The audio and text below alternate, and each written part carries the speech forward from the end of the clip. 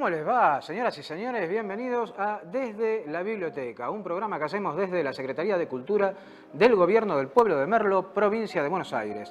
Y después de una seguidilla que hemos tenido de programas dedicados a la trastienda de los premios Nobel y otro dedicado a curiosidades del ambiente literario, de los escritores, libros que nunca existieron y otras excentricidades, vamos a tener hoy un programa 100% merlense, porque vamos a hablar de las increíbles historias de algunos proyectos ferroviarios que involucraban a Merlo, pero que sin embargo nunca se construyeron, por la misma razón, porque se los lleva la crisis de 1890. Para esto tenemos que situarnos un poco en el marco de aquella época. Vamos a ver, gracias a la pantalla partida, que acá nuestro amigo Julio nos está poniendo, lo que es la primera filmación que se conoce de un ferrocarril. La hizo el mismo Louis Lumière, inventor del cine. Lo que estamos viendo es la estación de La Ciotat, en Francia, y la llegada de un tren, que es fama que produjo algún temor entre los asistentes. Estamos hablando de 1895, gente que no estaba acostumbrada al cine. Era la primera vez que veían cine y ven un tren que se acerca a la pantalla, medio de costado, pero imagínense que para el poco conocimiento que había en la época, esto parecía que el tren se iba a salir de la pantalla, más o menos. Bueno, eso es lo que dice el mito, no sabemos si fue tan así. Sí es cierto que ocurrió en Argentina, cuando esta peliculita se trae a la Argentina, dentro de un programa donde había varias. Sí es cierto que provocó que los que estuvieran presentes se sobresaltaran porque pensaban que el tren se les venía encima. Bueno, pero vamos unos años antes, vamos a 5 años antes, 1890. Resulta que durante la presidencia de Miguel Juárez Celman, un presidente que no hay que buscarlo en las calles porque no está, ¿sí?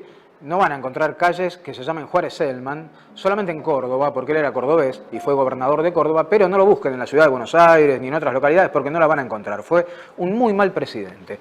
Juárez Celman era el cuñado de Julio Argentino Roca, que había sido el presidente en el periodo anterior. Y Roca quiere dejar el asiento caliente, el sillón de Rivadavia caliente, para su regreso. Recordemos que en aquel entonces no se podía elegir 2 veces seguidas al mismo presidente, sino que había que dejar pasar un periodo.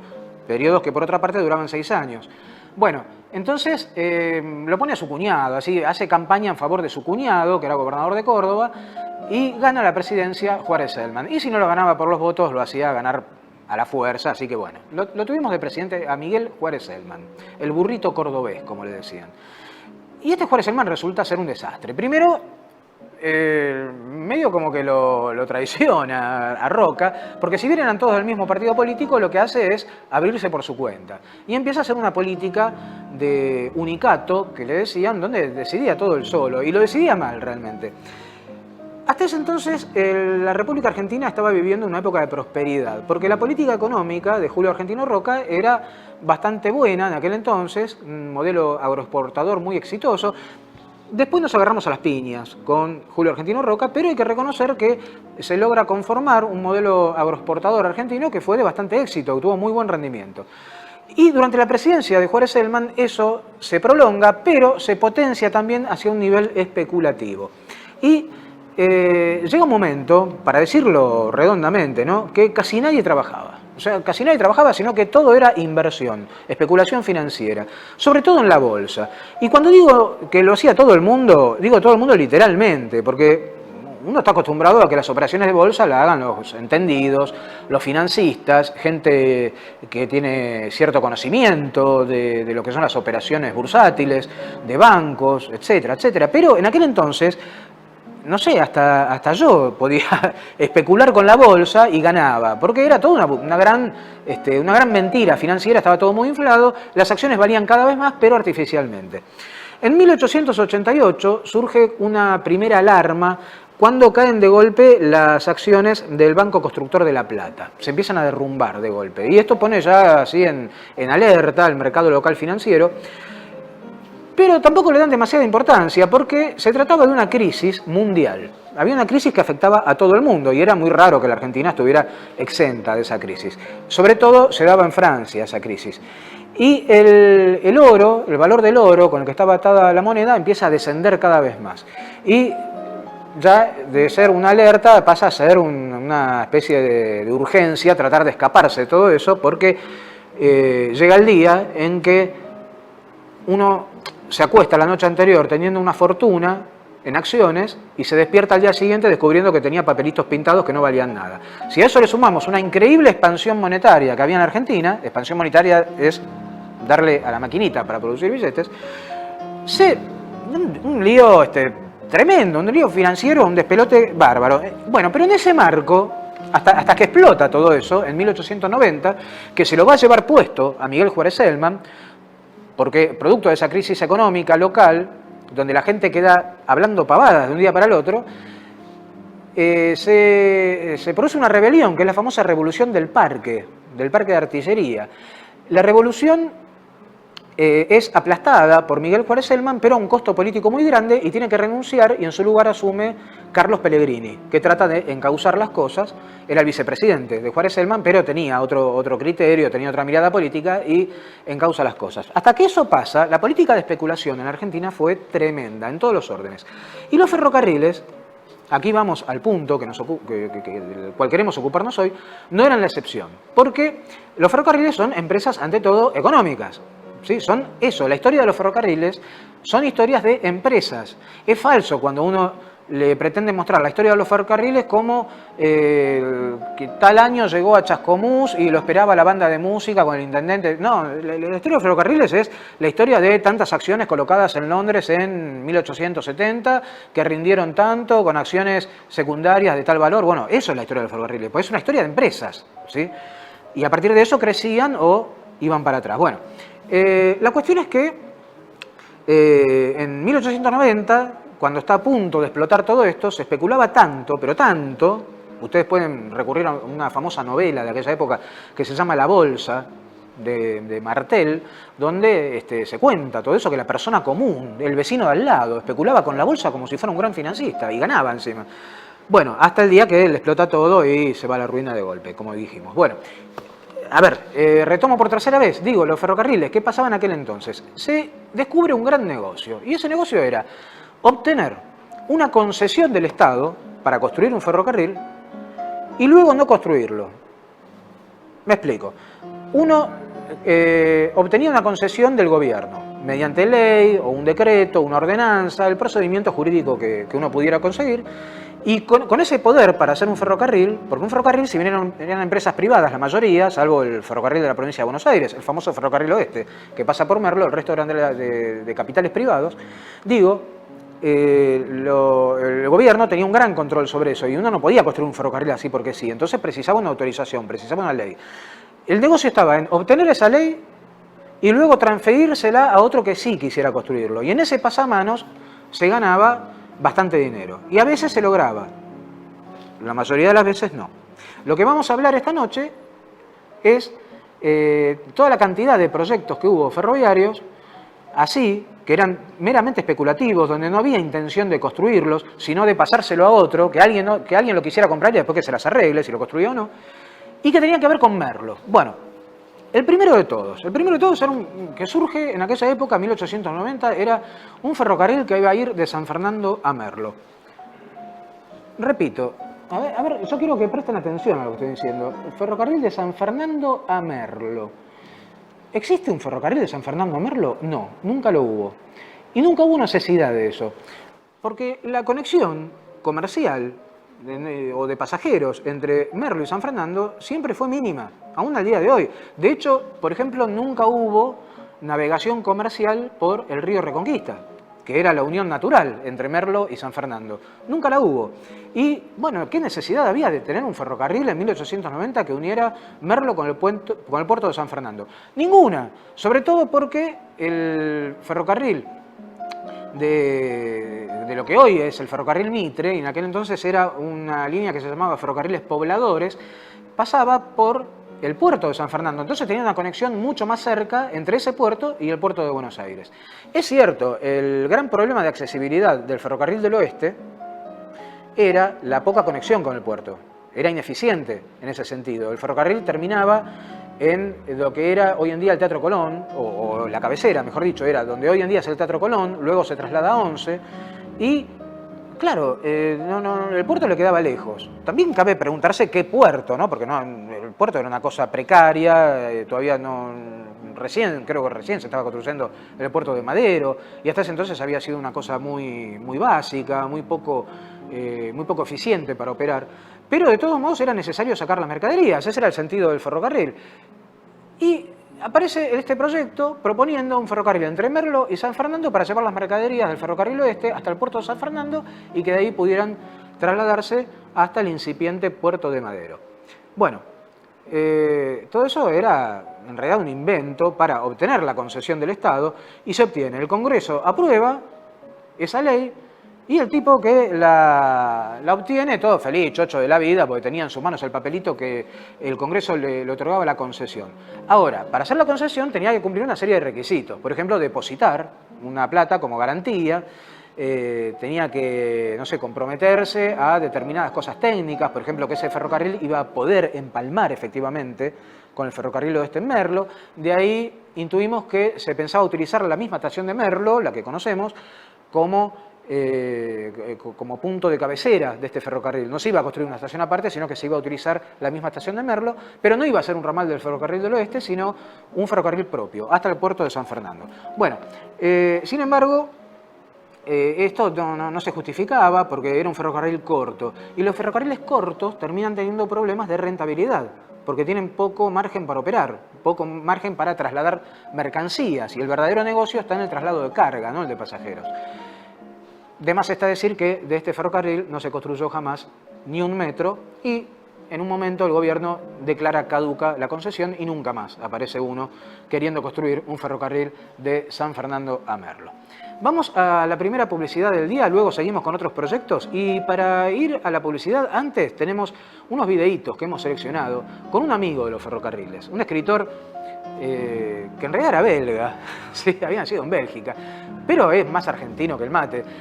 Julio Cortázar. Julio Cortázar era muy amigo de los ferrocarriles. No pudimos conseguir de Cortázar hablando de ferrocarriles, pero trajimos hablando de otras cosas. En este caso va a hablar sobre su gran obra de Cronopios y de Famas, año 1962, para una televisión española que lo estaba reporteando. Adelante.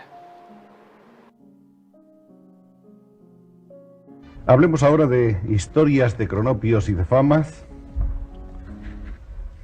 que es otro libro que aparece en 1962 alternando el relato breve, la simple viñeta, el ensayo lírico.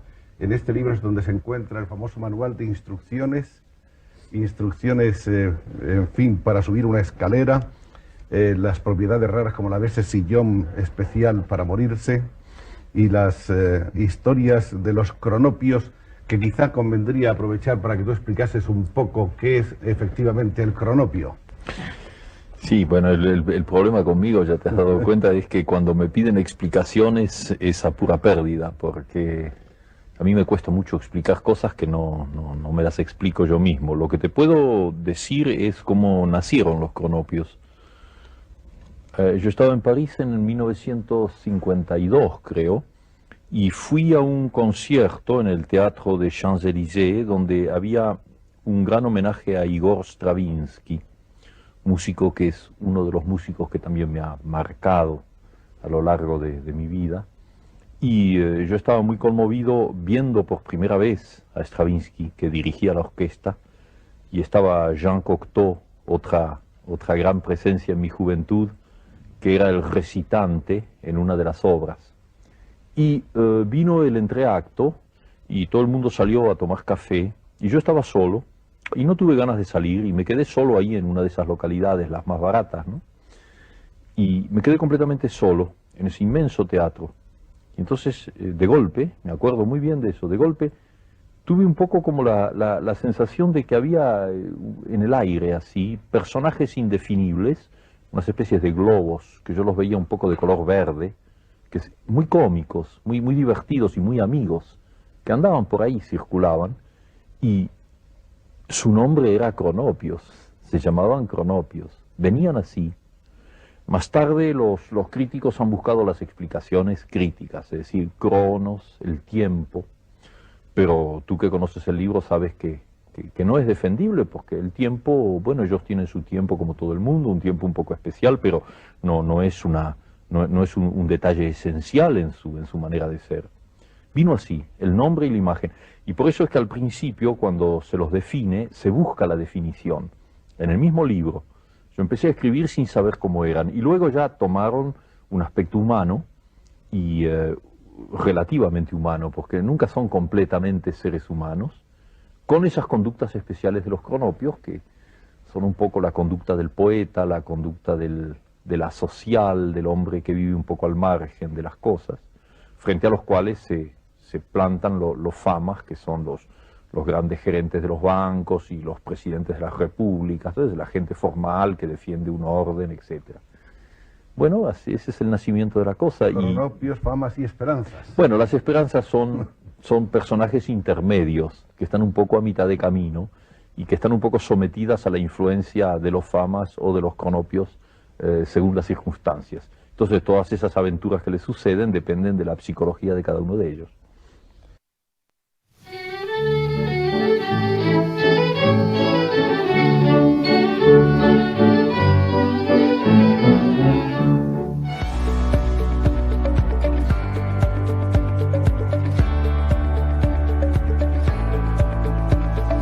Lo que se hace aquí es único, no es frecuente que uno encuentre muchos lugares donde se lleve adelante una tarea artística, una tarea cultural de esta magnitud. 60 editoriales participan, ¿no?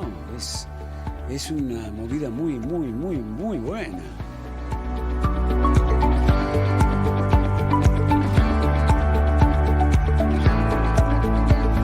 Me parece maravilloso y me parece que coincide con la línea que ha mantenido este municipio, promover las actividades culturales y las actividades que son también populares, es decir, que se facilita la llegada del pueblo a la cultura en todas sus formas, como espectador, pero también como protagonista. De actores como...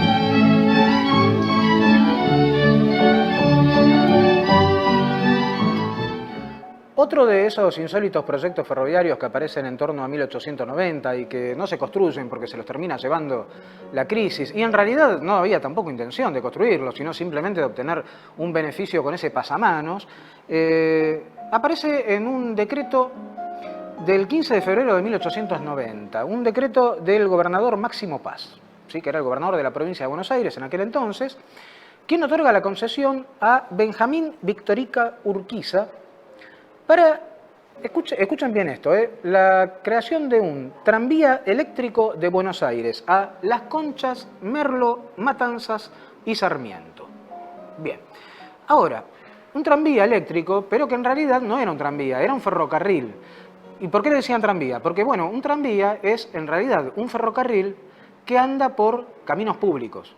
Esa es la definición del tranvía. El tranvía es un ferrocarril que, en vez de andar por terrenos propios, como los que conocemos, anda por caminos públicos, que anda por la calle. Entonces era un tranvía, pero un tranvía a los efectos de clasificación, pero se trataba de un ferrocarril. Y un ferrocarril eléctrico, en 1890. Bueno, la idea era que pasara, bueno, justamente desde la capital federal, que fuera hasta el río Las Conchas, el actual río Reconquista, y pasando por Merlo, por Matanza, bueno, por varios lugares. Ahora, este personaje, Benjamín Victorica Urquiza, ¿quién era? Era un militar y hacendado, era hijo del general de brigada Benjamín Victorica, ¿sí?, que entonces era el presidente de la Suprema Corte de Justicia, y era nieto por línea materna de Justo José de Urquiza, del general Urquiza.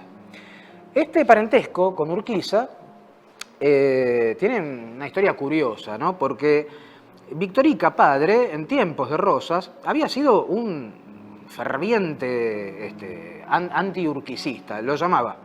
Había publicado incluso panfletos, ¿no?, donde lo llamaba traidor, bandido, apóstata maldito, Calígula, Nerón, Atila argentino, eso le decía a Urquiza, porque era un gran rosista, ¿no? El señor Victorica. Pero tras la batalla de Caseros, el 3 de febrero de 1852, Rosas pierde. Y Victorica entonces se vuelve un urquicista a ultranza. Entonces, para sellar su insólita lealtad por quien antes había sido su enemigo, se convierte en su secretario privado y hasta se casa con una de sus hijas, ¿sí?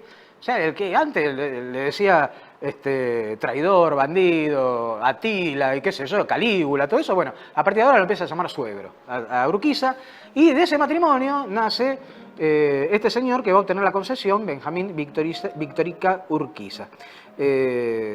Bueno, y para esta fecha, 1890, un ferrocarril eléctrico a Merlo no solo era prematuro, sino que era una locura. ¿Por qué? Porque no había ningún ferrocarril eléctrico, no solo en la Argentina, no lo había en toda Sudamérica.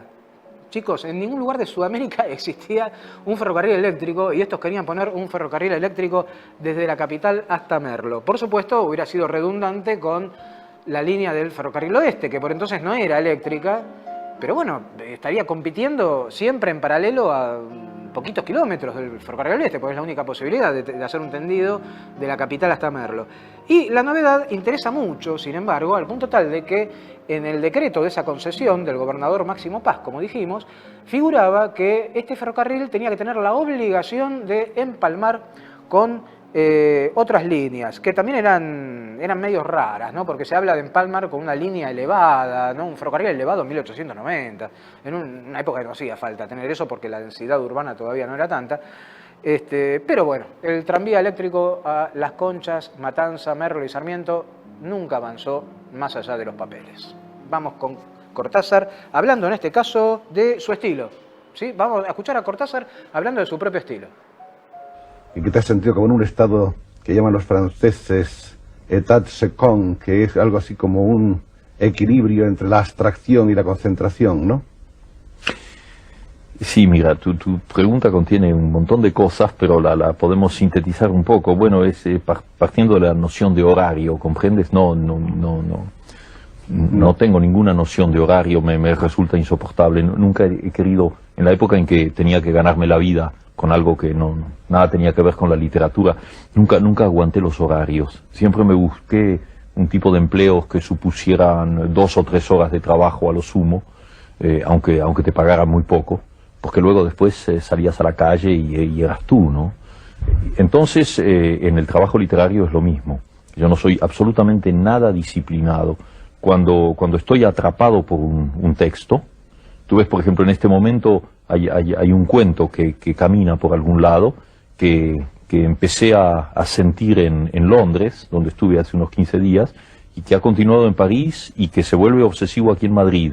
Y entonces lo estoy escribiendo en diferentes pedazos de papel, entonces va saliendo así, sabes, por momentos, pero sin ninguna sujeción a horario, porque de alguna manera el cuento ya está escrito. Lo que necesita simplemente es convertirse en idioma, y ahí ese es mi trabajo. Pero el cuento ya está escrito, no tengo ningún temor. Es decir, podrían suceder nuevas interrupciones, 3 semanas en que yo no pudiera trabajar, no importa, el cuento ya está hecho. Yo lo terminaré en el primer momento en que tenga un café o un café donde se pueda escribir, o un tren, o un avión, o mi casa. Entonces trabajo de una manera muy desperdigada, muy anárquica, sin ningún horario. No, salvo... Y ya no es una cuestión de horario, ya es una cuestión de obsesión, lo que tú llamabas état second, ¿no? Una especie de estado hipnótico. Salvo cuando estoy llegando al punto central de lo que quiero decir. Porque en ese momento yo soy un poco la víctima de lo que estoy haciendo, estoy poseído por lo que estoy haciendo, y fíjate, cuando todo el final de Rayuela fue escrito en condiciones físicas tremendas, porque yo me olvidé del tiempo. No sabía si era de día o de noche, y me acuerdo que mi mujer venía con un tazón de sopa, o me decía, bueno, hay que dormir un poco, ese tipo de cosas, durante varias semanas. Pero antes de eso, habían pasado 2 años en que yo no había hecho nada, escribía cosas sueltas, así, un capítulo, otro. Y luego hay un momento en que todo se concentra y ahí tienes que terminar. Pero no es una noción de horario, sino una noción de obsesión, de concentración. O sea que si yo hubiera llegado a esa altura del cuento de que se estaba hablando y hubiera tenido que terminarlo, hubiera encontrado un pretexto para no venir aquí, porque sí, de alguna manera me hubiera escapado, porque eso hubiera sido más importante. Por suerte no lo era. Siento muy feliz de que no se haya producido. Yo también estoy muy feliz, no contigo, sino contigo y con tantos más así invisibles y con presentes. Tus lectores y amigos. Sí, los amigos sobre todo.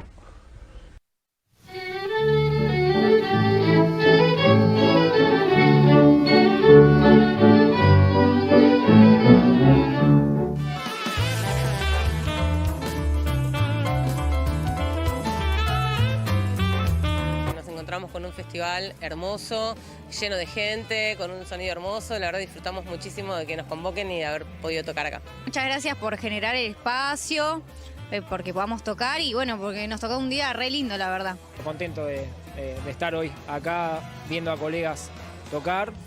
Nosotros inauguramos el festival el día sábado con el parque lleno, por suerte, así que muy contento. Que la juventud tenga acceso a esto es emocionante. Algunos vinieron los 3 días, ya saben, se traen su manta, su mate. Feliz también de participar. Me parece que es una gran iniciativa y muy valioso para la gente, poder acceder a un evento así de forma gratuita, con tantos grupos tan lindos. Impresionante, maravilloso. Se hagan más seguidos este tipo de eventos. Es un camino que se construye entre todos y que la comunidad intenta siempre trabajar en conjunto, pero la necesidad de un Estado que nos acompañe y nos ayude a construir juntos es crucial para nosotras. Se siente una energía muy linda. Muy linda para relajar, está bueno. Venir a disfrutar con amigos, escuchar un poco de música. Todo en general, del arte, parece muy lindo.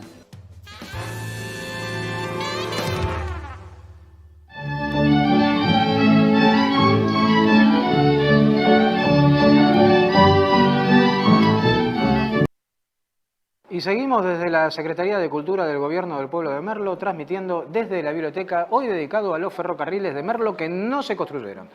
Bien, otra de las concesiones que aparecen en torno a 1890, esta es de diciembre de 1889, ahí nomás.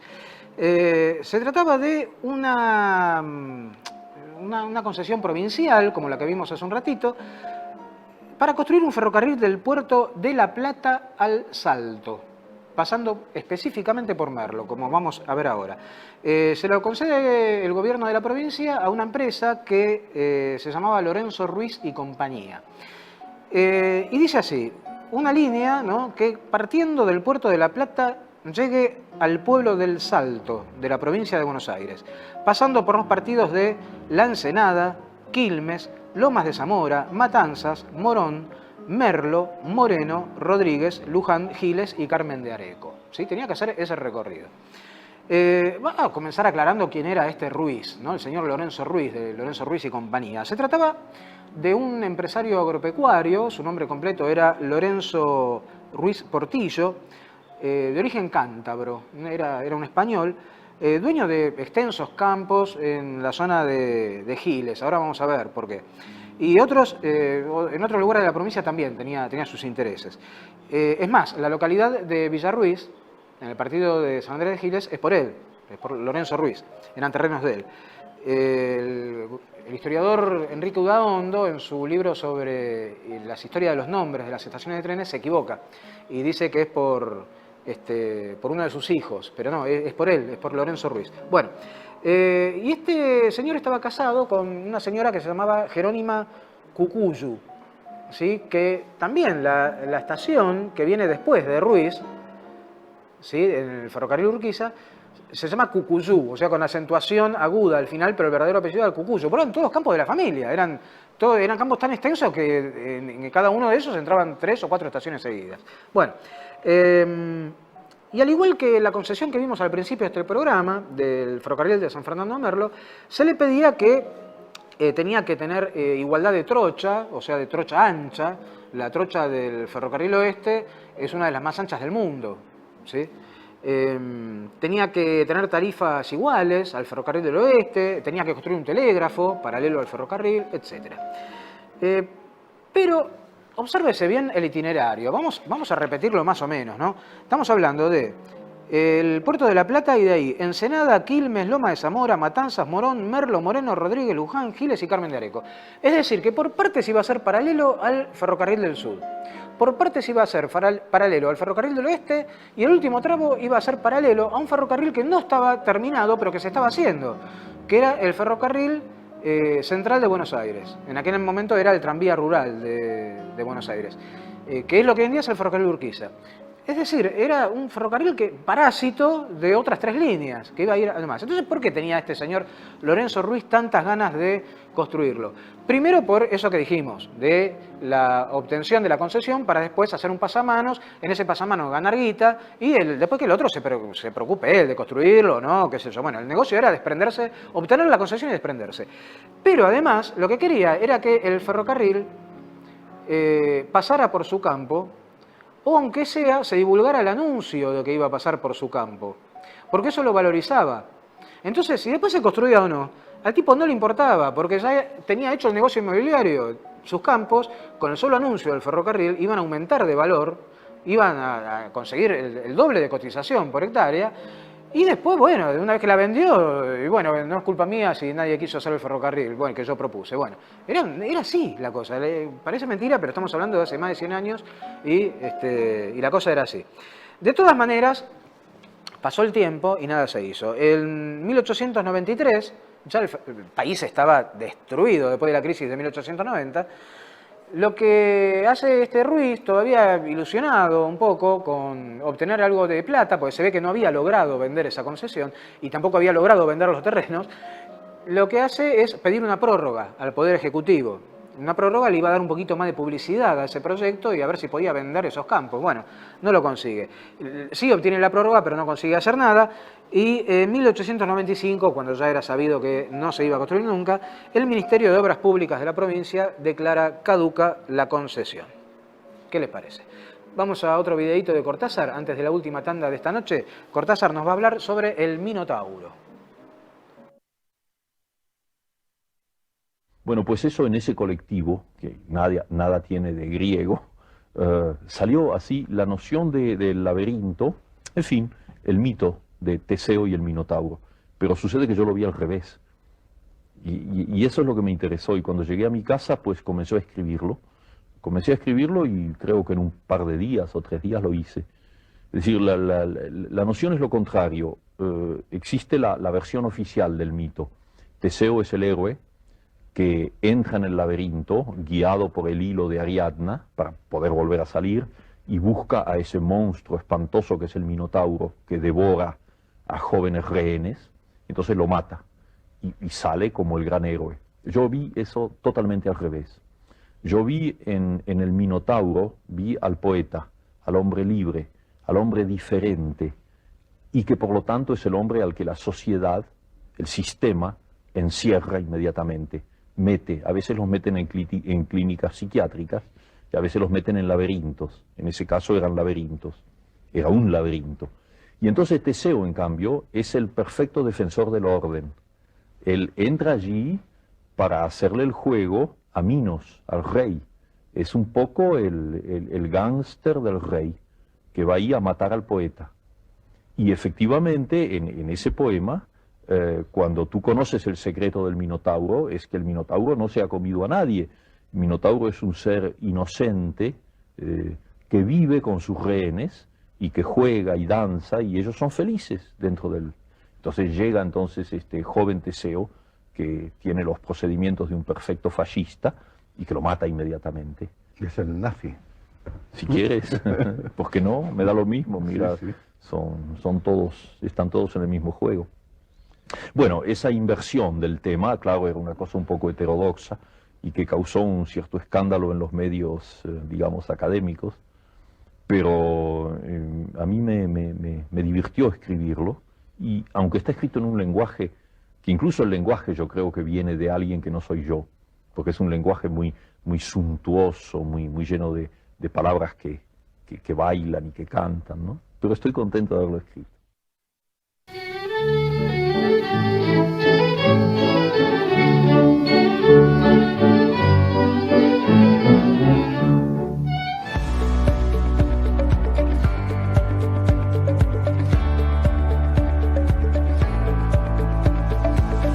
hace aquí es único, no es frecuente que uno encuentre muchos lugares donde se lleve adelante una tarea artística, una tarea cultural de esta magnitud. 60 editoriales participan, ¿no? Es una movida muy buena.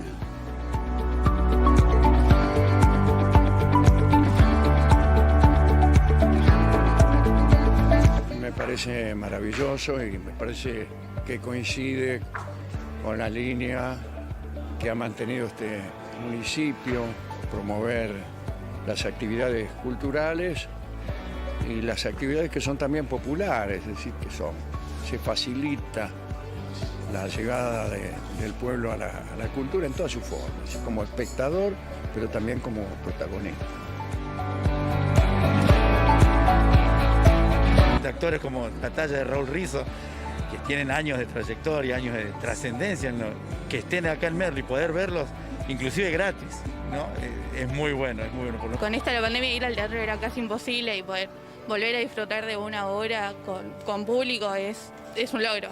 Es muy lindo volver a ver todo esto. Está muy bueno que se acerquen al pueblo de manera gratuita.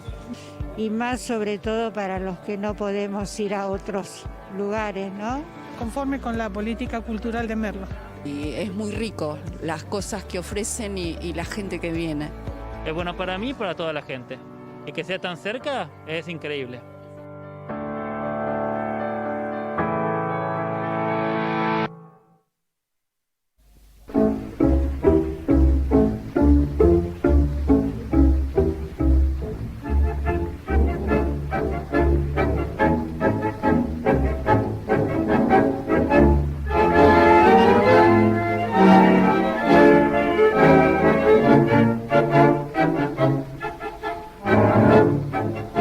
Siempre la misma milonga.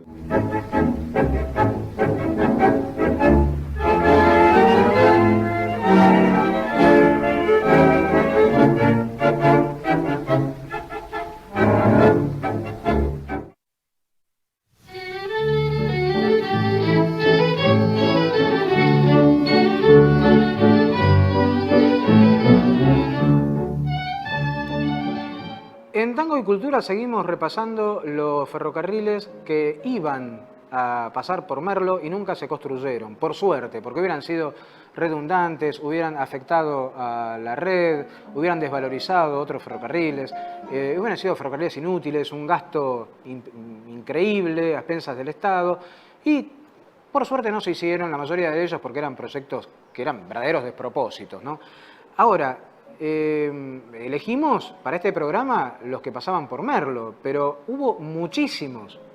Chicos, hubo centenares de proyectos ferroviarios así, algunos muy locos, y le ponían nombres increíbles como ferrocarril transoceánico para no sé dónde, ferrocarril, por ejemplo, de Chilecito a La Rioja. Chilecito es la segunda ciudad de importancia de La Rioja, lo cual hubiera estado muy bien un ferrocarril, pero lo hacían desde Buenos Aires sin considerar que entre Chilecito y la ciudad de La Rioja hay todo un macizo que impidió toda la vida que hubiera un ferrocarril. Pero bueno, nunca aparecía el incauto que compraba la concesión sin saber tampoco esto y luego se las arregle. Bueno, la cuestión era ganar plata con el pasamanos. Bien, pero veamos ahora un proyecto bastante anterior a estos de 1890, un proyecto de 1882, 1883, y que nació con algunas características bastante más serias que esto, ¿sí? Esto es un proyecto ferroviario que no se concretó, pero que sí, estaba la intención de hacerlo, y de hecho se hizo, pero de otra forma. Vamos a ver.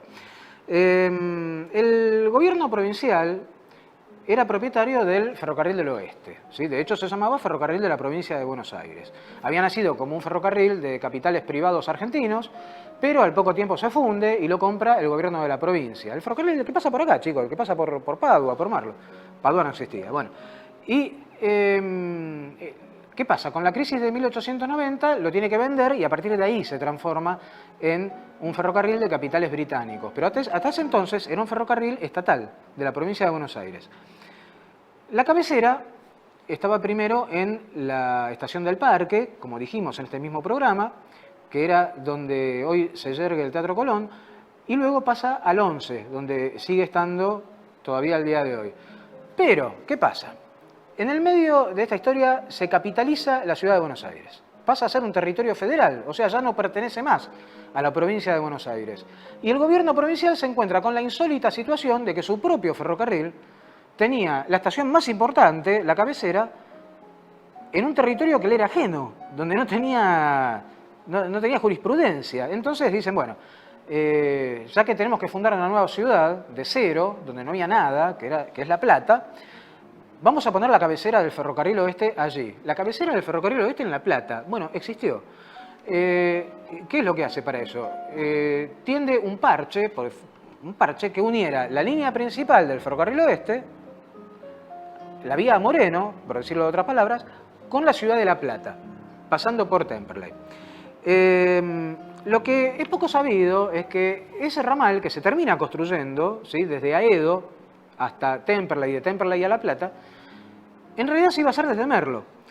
Bueno, resulta que aparece ahí un señor que era justo Ricardo Dillon Ballesteros. Este señor era el hijo de Juan Dillon, el refundador de Merlo, el de la famosa segunda fundación de Merlo a mediados del siglo XIX, y aparece el hijo que administraba los intereses del padre, intereses inmobiliarios, proponiendo que el empalme se haga en Merlo, y empieza a hacer lobby para eso, empieza a presionar a las autoridades para que el empalme se haga en Merlo, así Merlo iba a tener una salida directa a La Plata.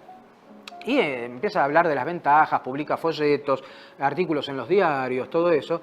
Y el ferrocarril se estaba medio convencido. Envía a unos ingenieros a estudiar toda la zona, a ver qué era lo que convenía más.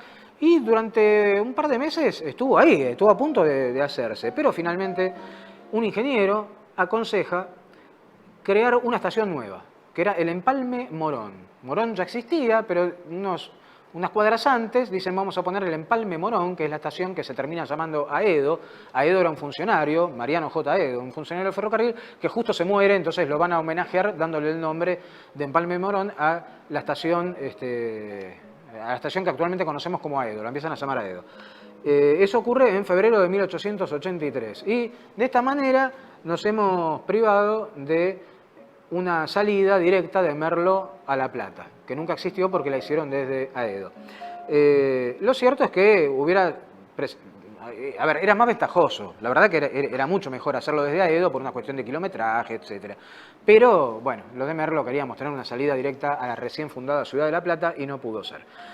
Nos queda un consuelo, que esa línea, el famoso ramal Aedo-Temperley, nunca dio resultado. Nunca, ni siquiera desde que se lo colocó. La verdadera utilidad, es más, fíjense, está preparado, tiene toda una doble vía, que es redundante, porque nunca tuvo tanto tráfico ese ramal.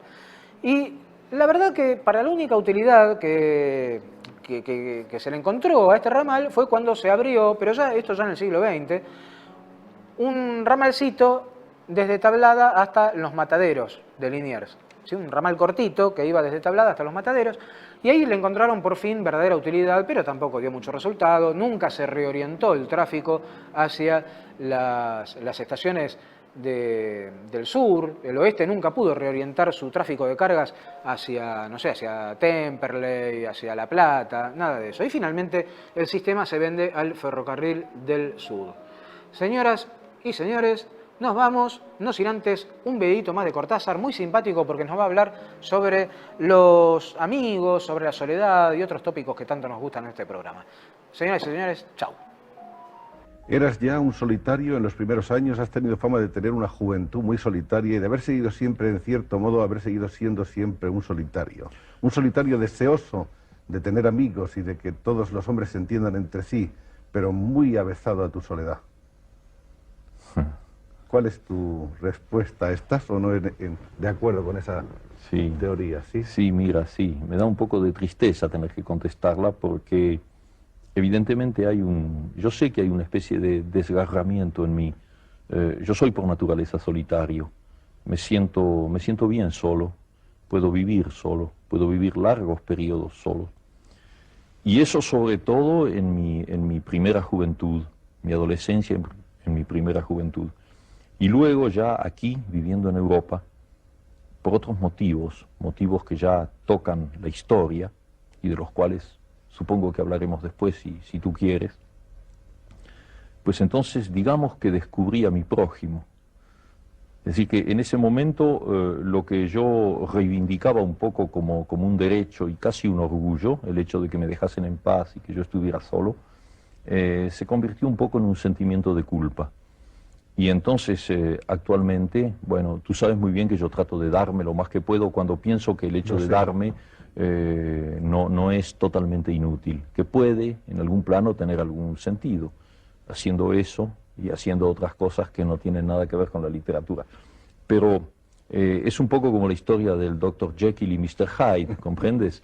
Bueno, digamos que el solitario es Mr. Hyde, el malo, y que Dr. Jekyll es el que trata de hacer alguna cosa.